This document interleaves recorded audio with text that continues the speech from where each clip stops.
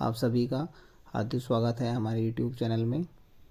आज हम इस वीडियो में स्क्वायर रूट, जिसे हिंदी में वर्गमूल भी कहते हैं, के बारे में पढ़ेंगे और इसकी गुणनखंड विधि को सीखेंगे। आप कृपया मेरे चैनल को सब्सक्राइब और लाइक ज़रूर कर दें ताकि मैं नई वीडियो बना सकूं। चलिए शुरुआत करते हैं। सबसे पहले हम जान लेते हैं वर्गमूल की आवश्यकता क्यों है। क्योंकि हम सभी जानते हैं अगर हमें किसी संख्या का वर्ग करना है तो हम उसे इस प्रकार लिखते हैं, जैसे 2 की घात 2 बराबर 2 गुना 2 बराबर 4, या हम कहें 4 2 का वर्ग है। इसी प्रकार 7 का वर्ग होगा 7 गुना 7 बराबर 49, या हम कहें 49 7 का वर्ग होता है। क्या हम बता सकते हैं 47,089 किस संख्या का वर्ग है? या हम कहें किस संख्या को उसी संख्या से गुना करने पर 47,089 प्राप्त होगा? ये बहुत ही पेचीदा सवाल है। इन संख्याओं को ज्ञात करने के लिए हम वर्गमूल की आवश्यकता होती है। वर्गमूल का चिन्ह इस प्रकार होता है।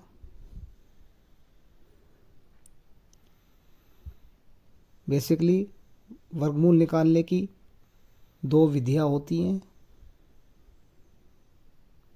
नंबर 1 गुणनखंड विधि, नंबर 2 भाग विधि।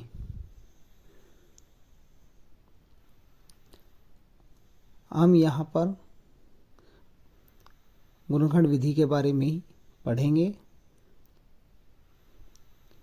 तो शुरुआत करते हैं वर्गमूल निकालने की गुणनखंड विधि। उसके कुछ स्टेप्स हैं, उन्हें हम यहाँ लिख लेते हैं, जिसका प्रयोग करके हम इसे निकालेंगे। नंबर 1, सबसे पहले दी हुई संख्या के अभाज्य गुणनखंड करते हैं। नंबर 2, प्राप्त अभाज्य गुणनखंड से समान खंडों के जोड़े बनाते हैं। नंबर 3, प्रत्येक जोड़े में से एक अभाज्य गुणनखंड चुन लेते हैं।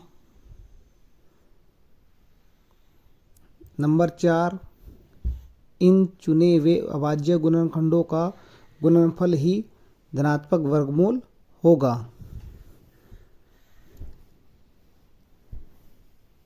इस प्रकार हम किसी भी संख्या का गुणनखंड निकाल सकते हैं।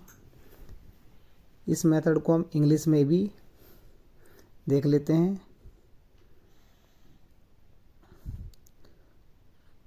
First of all, do the prime factors of the given number. Second, from the obtained prime factors make pairs of equal clause. Third, choose one prime factor from each pair.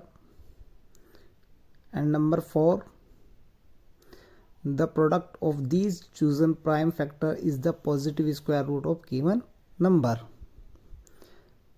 चलिए अब हम इसे उदाहरण के से समझ लेते हैं।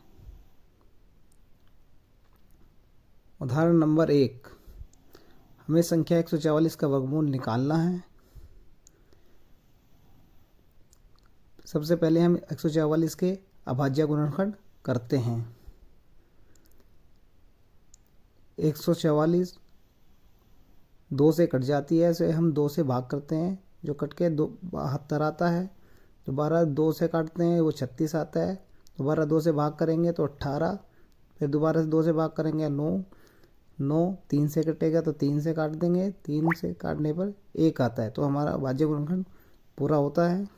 अब हम 144 को गुणनखंड के रूप में लिख लेते हैं। अब हम इस पर वर्गमूल का निशान लगा लेते हैं, दोनों तरफ उसे वर्गमूल में लिख लेते हैं। अब हम प्रत्येक जोड़े में बना लेते हैं। प्रत्येक जोड़े में से एक एक गुणनखंड निकाल लेते हैं। जैसे 2 के जोड़े में से 2, दूसरे जोड़े में 2 और तीसरे 3 के जोड़े में से 1, इन तीनों के मल्टीप्लाई कर लेते हैं। यही हमारा अभाज्य वर्गमूल है। इसी प्रकार हम अन्य एक उदाहरण से इसे दोबारा समझ लेते हैं।